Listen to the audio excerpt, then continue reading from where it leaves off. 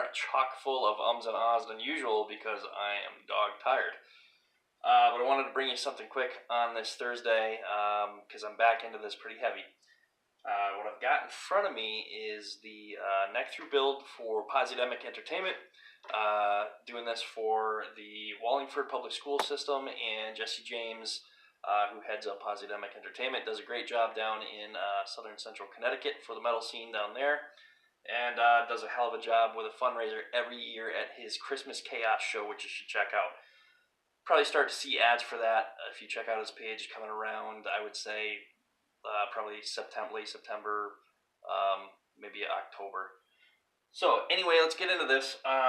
What I've got here is my neck through blank that I've kind of got roughed in here, rough shape. Just check the camera shot to make sure it didn't shift on me. We're still good. So here it is. So basically what I have is a 3-degree tilt back neck, and I forget whether it's 13 or 15 degree tilt back headstock. I have a side template which I mark on the side of the 5-piece laminate when I start these, and that generally gives me an orientation of what I need to do there for sanding and shaping, etc.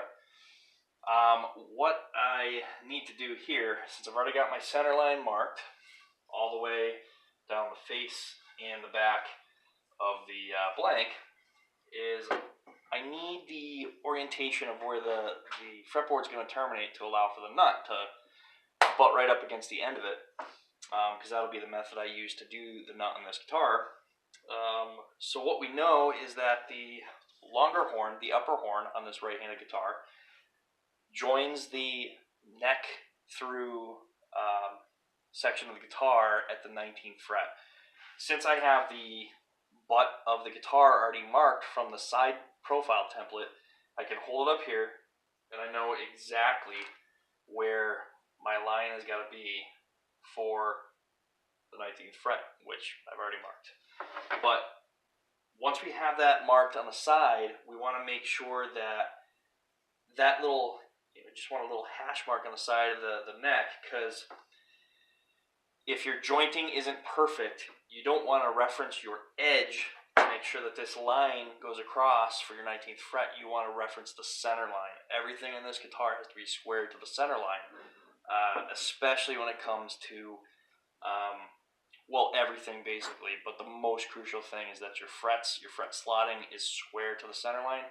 That makes a difference of whether you'll ever get that guitar, whether it'll ever be able to tune properly. No matter what you do to intonation, if those frets are not square to the center line, you're out of luck. You've got firewood basically. So we already did that. We took machinist square, made sure we were square to the center line here, and then made sure that it followed through square to the other side. Remember, not the edges, the center line. I've got a fretboard here that's already pre-slotted. This is, I believe, Cocobolo or Bubinga. I think it's Bubinga, actually. I don't think that this is the fretboard going on this guitar. Doesn't really matter. We're just lining it up here on center. We're going to find the 19th fret. 1, 2, 3, 4, 5, 6, 7, 8, 9, 10, 11, 12, 13, 14, 15, 16, 17, 18, 19. Put it on that line.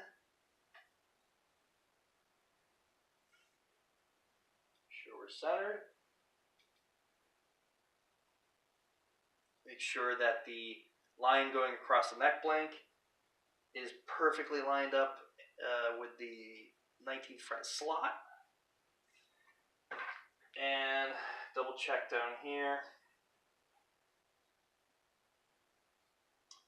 I've got a hash on the center line of this fretboard too, by the way, which is square with the slots.